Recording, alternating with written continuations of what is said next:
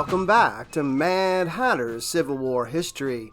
Today we continue with Part 2 with the Battle of Mobile Bay.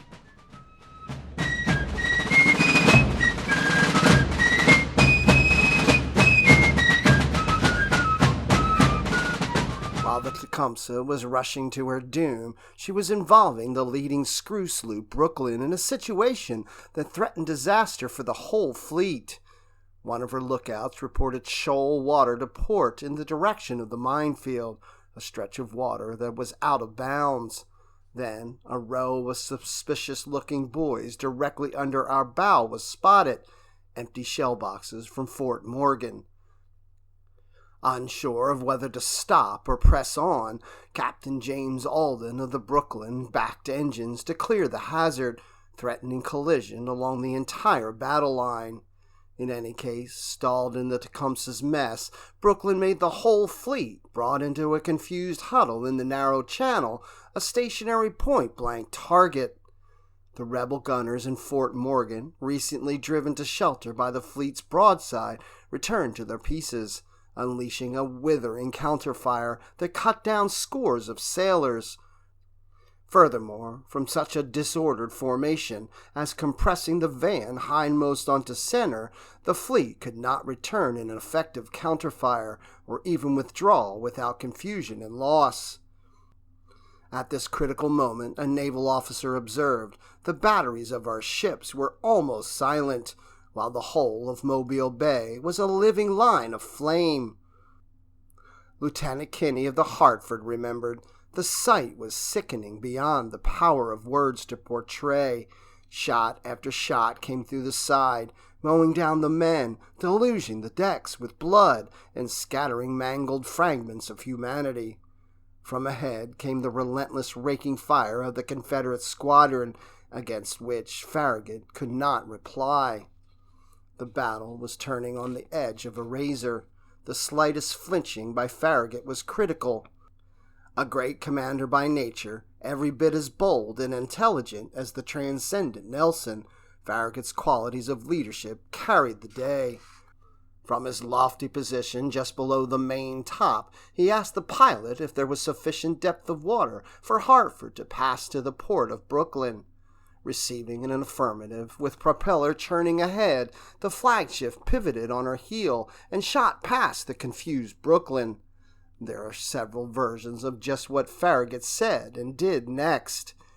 It is alleged that as the Hartford passed the Brooklyn, someone aboard Brooklyn cried out a warning of torpedoes to the Admiral, in answer to which he shouted the famous words, "Damn the torpedoes, full speed ahead." Most Farragut biographers and historians of the battle give full credence to the episode and his words, yet they were attributed to him 14 years after the event. That an oral order from his position high in the rigging could be heard on the deck through the din of battle is doubtful.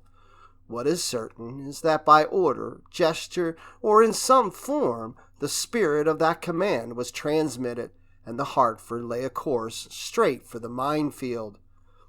A less heroic and probably more accurate account was presented by Lieutenant Kinney of the 13th Connecticut Infantry, who at the moment was serving in one of Hartford's tops.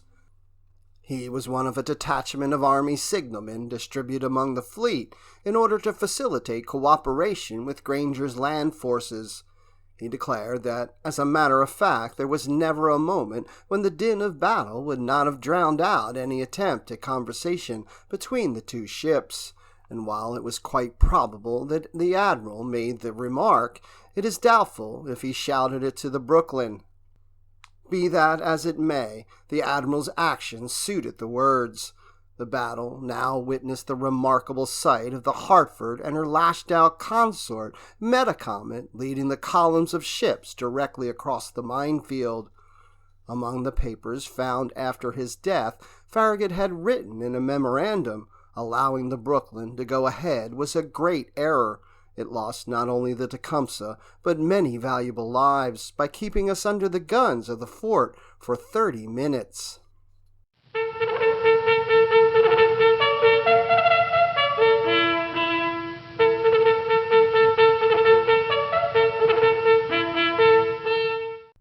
Rushing westward of Brooklyn was a bold and courageous decision to make, but it paid off handsomely because no ship in his formation struck a mine, or at least none exploded.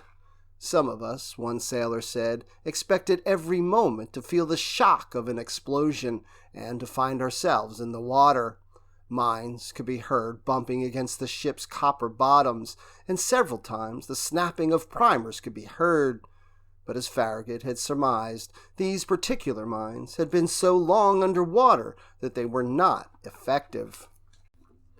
By his firm and quick decisions, the momentum of running past the fort was not lost. From the moment of the Hartford's turn, her starboard battery, followed by those of Brooklyn and the ships behind, spat a torrent of flame, smoke, and flying iron at Fort Morgan, again driving the gunners to their bomb-proofs. The fleet poured in 491 projectiles, but inflicted little damage. The elevation of the Yankee guns had been too high. At this moment, the Union ironclads, which, in obedience to orders, had delayed before the fort, occupying its guns until the fleet had passed, drew near the rear wooded ships and opened up on the Tennessee. Having entered the lower bay, Hartford now appeared before the Tennessee, which steered to ram her, meanwhile firing shells at her that killed 10 men and wounding 5. Yet the slowness of the Confederate ironclad and the mobility of the sloop caused the attempted ramming to fail. The rebel gunboats, however, were hitting their enemies with a terribly accurate, methodical, and sustained barrage. From Fort Morgan, the sloop Oneida received a shell in her starboard boiler, engulfing the engine room in scalding steam, cutting down the entire watch, 8 men dead and 30 wounded. Topside, fragments tore off the captain's arm, decapitated a Marine, and critically wounded the men at the 9-inch gun. Another shot tore into the 8-inch gun, killing its captain and sponger. A third cut the wheel ropes and set fire to the deck above the forward magazine. Disabled, she had to be towed from the action.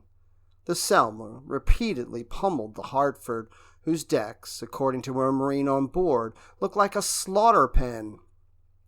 Indeed, it was in this phase of the battle that the Hartford and Metacomet lost more men and were most seriously damaged. But according to Captain Drayton, not a man faltered. There might perhaps have been a little excuse, he said, when it was considered that a great part of our 4-gun crews were at different times swept away. In every case, the killed and wounded were quietly removed, the injuries at the guns made good, and a few moments, except for the traces of blood, nothing could lead me to suppose that anything out of the ordinary had happened. It was Hampton Roads all over again, where the small Confederate ships, protected by the Virginia, had inflicted severe blows on the Federal ships, or so it seemed, while the Tennessee, protected by her armor, exchanged shot and shell with the wooden ships, causing them heavy damage. She again tried in vain to ram the Brooklyn, and also the Richmond, and the Lackawanna. But she was too slow, and the blows were avoided. The ram received from us 3 full broadsides of 9-inch solid shot, each broadside being 11 guns, said Captain Thornton Jenkins of the Richmond. They were all well aimed and all struck. When he examined the ram the next day, all he found were some scratches. Meanwhile, the ironclad turned about, but her circle brought her under Fort Morgan, and in this fashion the Confederate gunboats were temporarily isolated. A successive pairs of the fleet crossed the minefield and out of the range of Fort Morgan. The light gunboats cast off their lashings and were sent in pursuit of their tormentors. In addition, the Gaines and Morgan, off Farragut's starboard bow, received a withering fire from Hartford's cannons. With guns barking, Metacomet, Lieutenant Commander James Gillette commanding, cast off from the flagship and dashed for the Selma, the Port Royal joining the chase to make the contest completely uneven. The rebel gunboat attempted a prudent retreat up the bay, but was overhauled, punctured with shot, and hopelessly outclassed in every aspect surrendered. Boarding her, Union sailors found a complete mess. 15 men lay mangled, and one lieutenant, his bowels ripped out, flapped over the breech of a cannon. When Lieutenant Patrick Murphy of Selma, his arms in a sling, came aboard to surrender, he drew up before his old friend and stiffly said, "Captain Joliet, the fortunes of war compel me to tender you my sword." Joliet would have no part of such formality, and replied, "Pat, don't make such a damn fool of yourself. I've had a bottle on ice for you for the last half hour."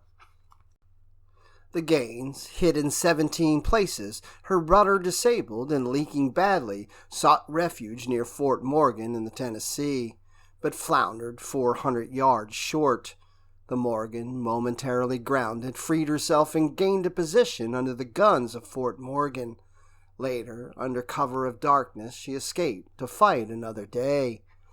Likewise, the Tennessee contented herself to lie under the guns of Fort Morgan and fire at their approaching vessels.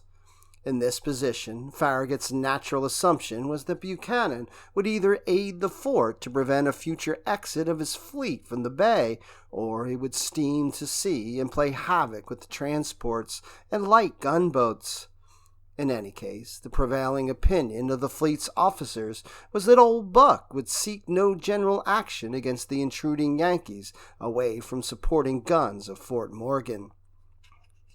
The Hartford anchored about 4 miles northwest of Fort Morgan, due east from Fort Powell about 8:35, the rest of the fleet anchoring astern of her.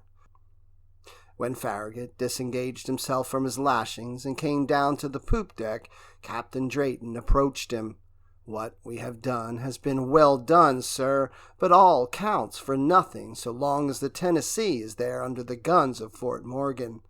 The Admiral agreed. "I know it, and as soon as these people have had their breakfast, I am going for her."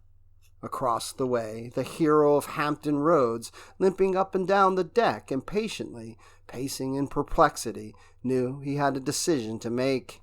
His rams had been inspected and found to be generally undamaged, but the Tennessee had been hit several times in the smokestacks, and the perforations had reduced her draft so that she could not attain anything like maximum speed. Still, she had not been built for speed anyhow, and as long as she could move at all, Admiral Buchanan was content. In this quiet interlude, the men of the Tennessee also ate a breakfast of hardtack and coffee. Surgeon Conrad remembered the men all eating standing, creeping out of the ports of the afterdecks to get fresh air, and he described Old Buck as grim, silent, and rigid.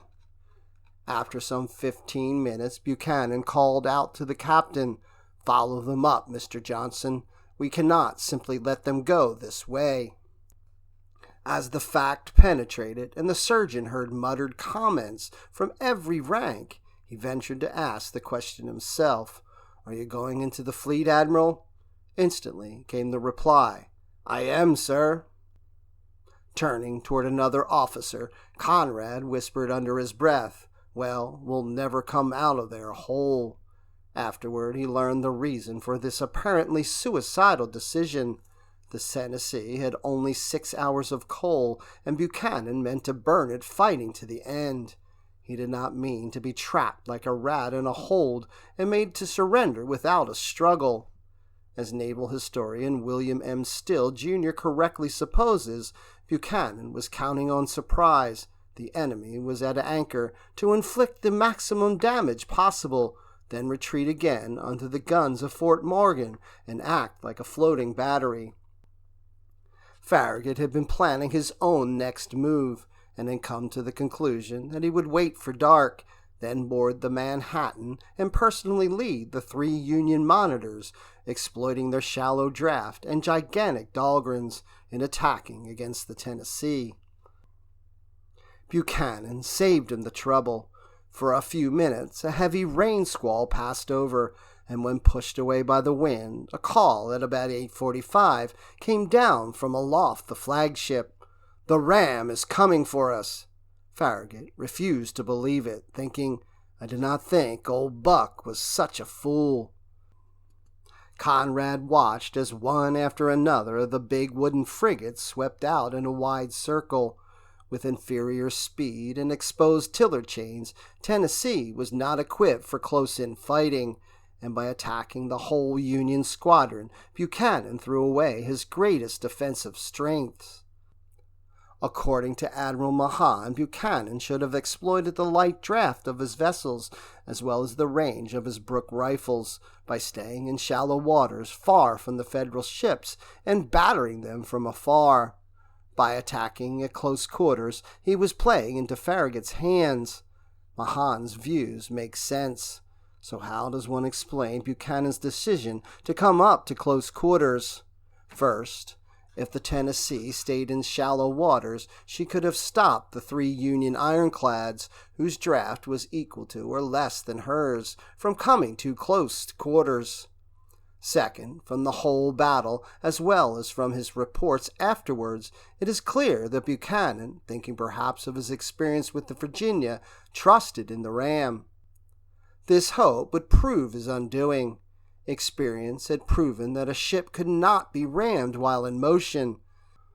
Indeed, 2 years later, Elisa, the Australian ironclad Hertzberg Ferdinand Max, would succeed in ramming the Italian Real d'Italia, only after the latter, struck in the rudder, was lying still in the water. When Farragut saw the Tennessee coming, he had ordered all ships to steer for it once, seizing the initiative and putting the Confederates on the defensive. The Brooklyn lunged first, firing steel-cord shot from her bow chasers. At the very last moment, the Tennessee sheered off, giving her some heavy shots in passing. That ended the day for the Brooklyn, 11 dead and 43 wounded. Then the wooden ship Monongahela, with her consort Kennebec still lashed on her port side, separated from the circle of ships, and with a tower of white foam creaming from her iron prow, came running at full speed. Which we on board the Tennessee, said Surgeon Conrad, fully realized as the supreme moment in the test of our strength. The Monongahela struck the ironclad's armored knuckle with tremendous but glancing impact, tearing away her own prow, shattering the butt ends of her planking. The shock threw most of the men in both ships to the deck. At the moment of impact, the Tennessee fired 2 shots that completely penetrated the hull and passed out the opposite side. The Monongahela responded with an impressive broadside that did no more damage than scrape the paint. She was hardly away, reported the Tennessee's Lieutenant Wharton, when a hideous-looking monster came creeping out upon our port side. The Monitor Manhattan, whose slowly revolving turret revealed the carnivorous depth of a mammoth gun. "Stand clear of the port side," I shouted. A moment after, the thundering report shook us all, while a blast of dense sulphurous smoke covered our portholes, and 440 pounds of iron, impelled by 60 pounds of powder, admitted daylight through our side, where, before it struck us, there had been over 2 feet of solid wood, covered with 5 inches of solid iron. I was glad to find myself alive after that shot.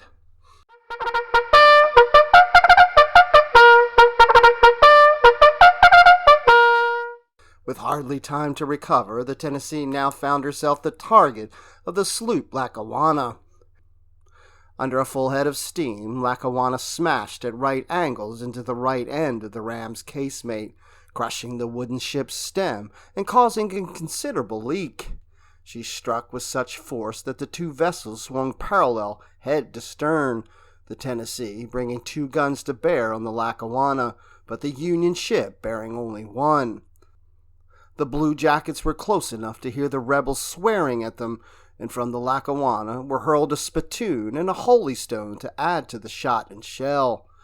The Tennessee set 2 percussion shots that lit up the berth deck like a pinball machine, knocking down men by the bunch and setting fire to the magazine. This was answered with a shot that damaged Tennessee's thinly protected tiller chains, jamming her steering gear to cause a lazy left turn. Another shot immobilized the afterport shutter. Buchanan sent for a repair party of firemen to clear it with sledgehammers. 2 braced their backs against the casemate, holding the shutter bolt steady, while their mates slammed away. Suddenly, said Surgeon Conrad, there was a dull-sounding impact, and at the same instant the men whose backs were against the shield were split into pieces. I saw their limbs and chests severed and mangled, scattered about the deck, their hearts lying near their bodies. Everyone, including the Admiral, was covered from head to foot with blood, flesh, and viscera. Lost in the horror was old Buck, cut down by an iron splitter, alone in his agony. Conrad saw that one of Buchanan's legs was twisted and crushed under his body. The medic diagnosed the wound as a compound fracture, and from every indication the leg would have to come off. Sending for the captain, and in frightful pain, Buchanan gasped, "Well, Johnston, they've got me. You'll have to look out after her now. This is your fight, you know." Now the 2 flagships, Rebel and Yankee, warily approached each other, bow to bow. Then the 2 ships rushed at one another in a struggle that became an awful, prolonged affair of violent give and take. The Hartford struck a glancing blow, which was further mitigated by her port anchor catching in the gunwale of the Tennessee. The flagship poured her whole port broadside into the ram, 980 pounds of smashing iron, but the solid shot merely dented the side and bounded harmlessly into the air. Incensed Yankee sailors fired revolvers into the enemy's gun ports.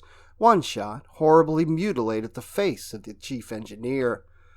The ram replied by sending a shell battering through Hartford's berth deck and sick bay, killing 8.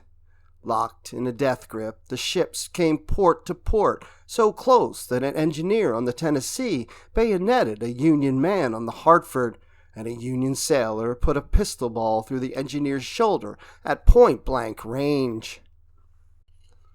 Farragut put his helm to starboard and circled to ram again, when the Lackawanna, misjudging the swiftly changing positions of a dozen vessels, all converging on a single point, rammed the Hartford starboard aft, cutting a deep wound to within 2 feet of the waterline. For the moment, pandemonium reigned. Some sailors believing the flagship was sliced through, and she might have been had the Lackawanna still carried her iron prow. Looking over the side, Farragut saw a few inches of plank above the water and ordered Drayton to advance full speed at the enemy.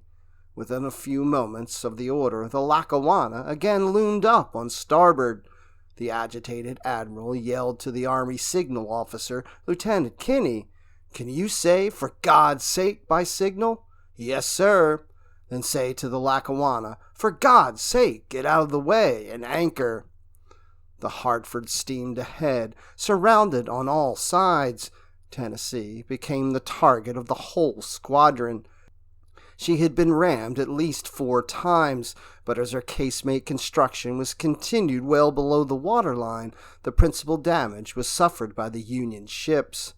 But the dauntless, if foolishly directed Tennessee was in her death throes. The twin-turreted ironclads, Chickasaw and Winnebago, doggedly tormented her by placing themselves directly astern, firing the 2 11-inch guns in their forward turret like pocket pistols. The Tennessee's armor began to crack. Then all the weak points of the ironclad began to fail. The port shutters, their chains shattered, blocked the portholes, making it impossible for gunners to fire. The rudder chains were smashed, making it impossible to steer. With the Tennessee out of control, the Chickasaw was able to lie alongside, almost rail to rail, and began hammering the casemate with all 4 of her guns. The funnel, knocked to pieces, caused steam pressure to fall almost to 0, and a suffocating smoke permeated the ironclad, while the temperature in the engine room increased to 145 degrees. Incapable of steering, standing still, with water pouring in from leaks opened by repeated collisions with the enemy, the Tennessee was wholly disabled. Realizing our helpless condition, convinced that the ship was nothing more than a target, Commander Johnston went below to inform Admiral Buchanan, who said, with what must have been the bitterest gall, "If you cannot do further damage, you had better surrender." Johnston climbed to the hurricane deck, lowered the Confederate colors, and decided, with an almost bursting heart, to hoist the white flag.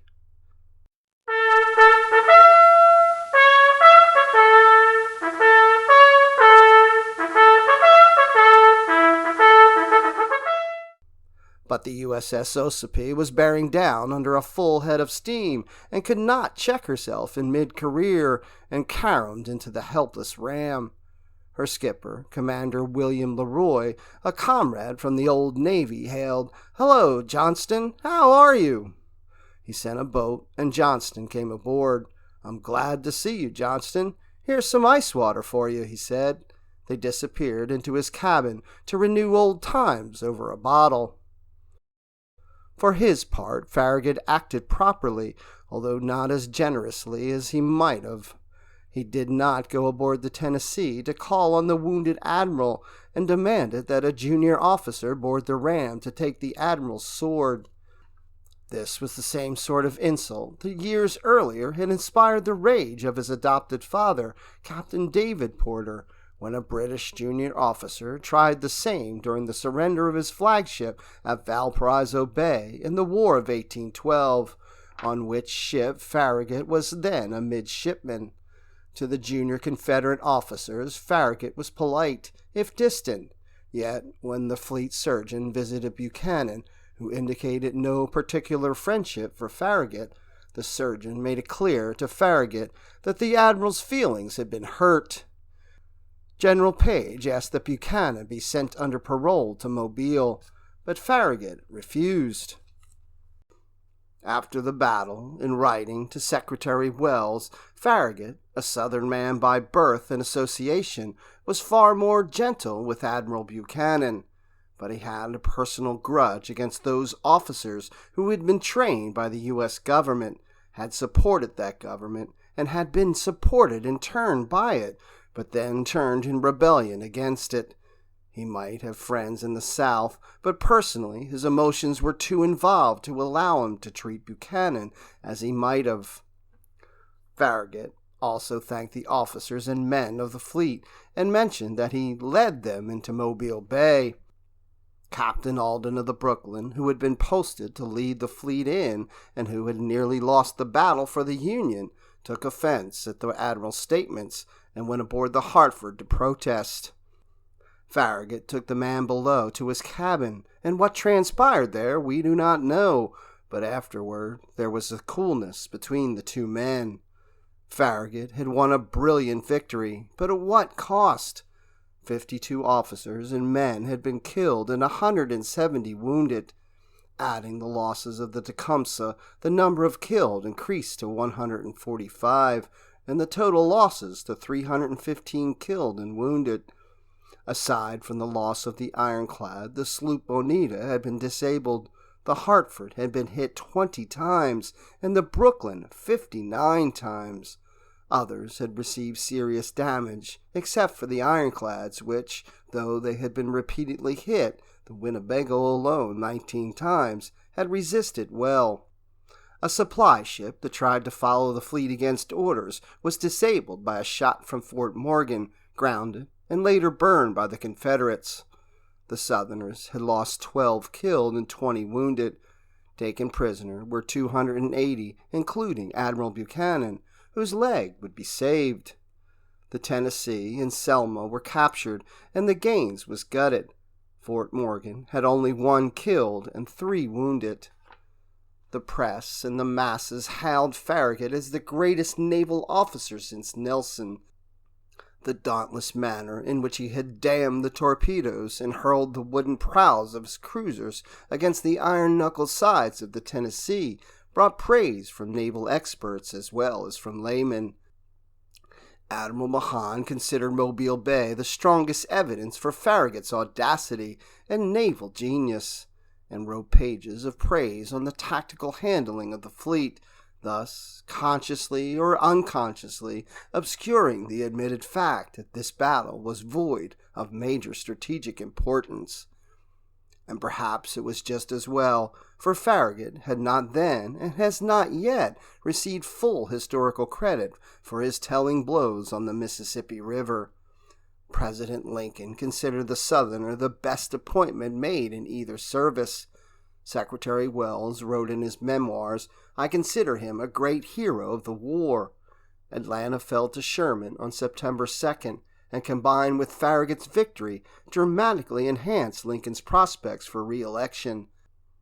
Secretary of State William Seward came to the heart of the matter.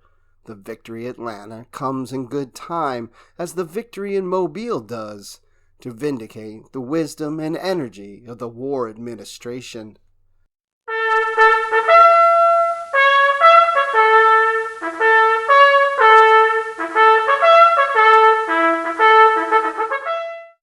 Within a few hours after the surrender of the Tennessee, which was towed to New Orleans and pressed into Union service, the Chickasaw steamed westward and joined the 5 gunboats in pummeling Fort Powell.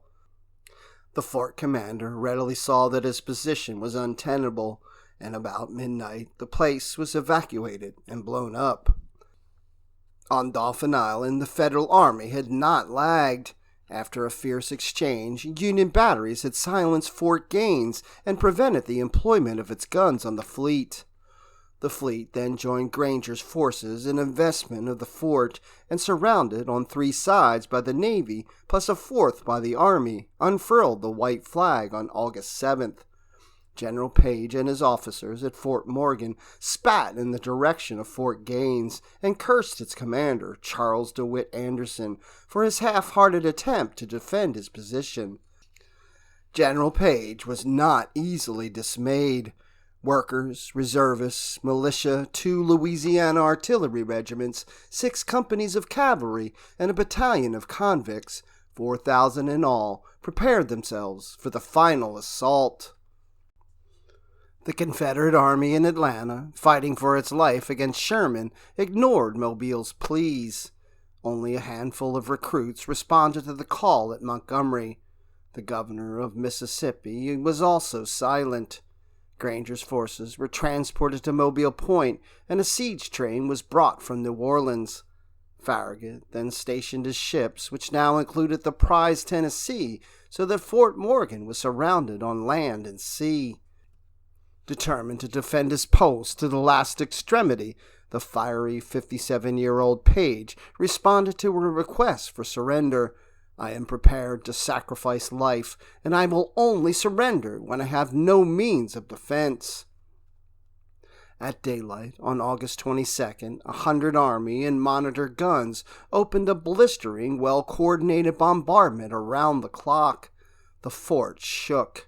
The walls were breached in many places, its casemates crumbled, wooden buildings were set on fire, and all but 2 of its guns were knocked out.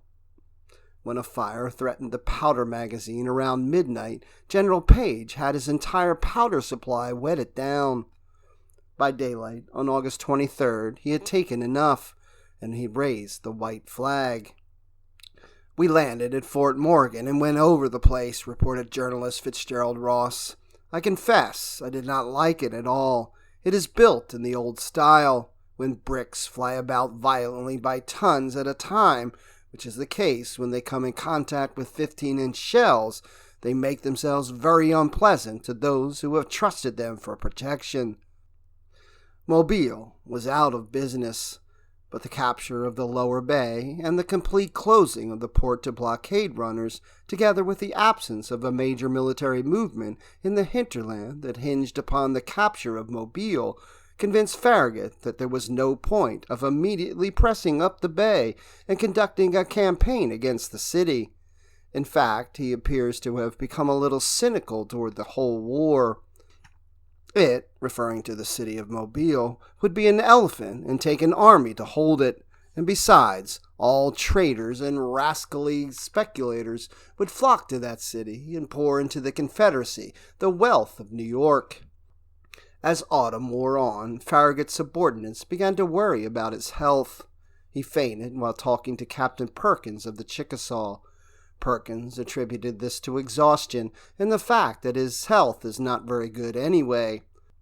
Likewise, Captain Drayton of the Hartford began to become concerned over the Admiral's failing strength. In one of his letters home, Farragut himself seems to have concluded his days as a sea fighter were over. "This is the last of my work, and I expect a little respite." He sailed home from Pensacola at the end of November. If adequate troops had accompanied Farragut's naval force, the Union could have taken the city of Mobile after the surrender of the forts guarding the bay's entrance. But the Army felt it could not commit the necessary troops until early 1865. Eventually, a combined Army and Navy effort finally attacked and besieged the city in March and April of that year. Mobile surrendered on April 12th, 3 days after Appomattox, and 4 years to the day after the firing on Fort Sumter. Thanks for watching this episode of Mad Hatter's Civil War History. Like, follow, and click the bell for notifications to ensure you see all the latest content. As always, let me know if there's any other important events of the American Civil War you would like me to address.